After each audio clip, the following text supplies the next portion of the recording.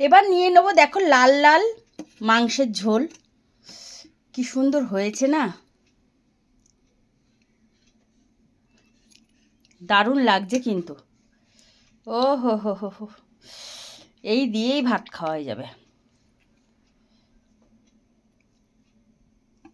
দেখো ঝোলের কালারটা দেখো, দারুণ এসছে। এবার মাংসটা দিয়ে খাই কেমন হয়েছে।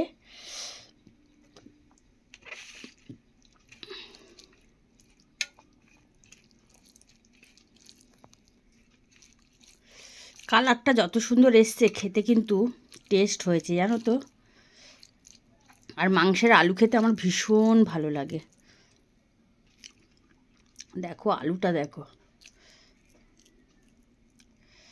দারুণ লাগছে। আর মাংসটা দেখো,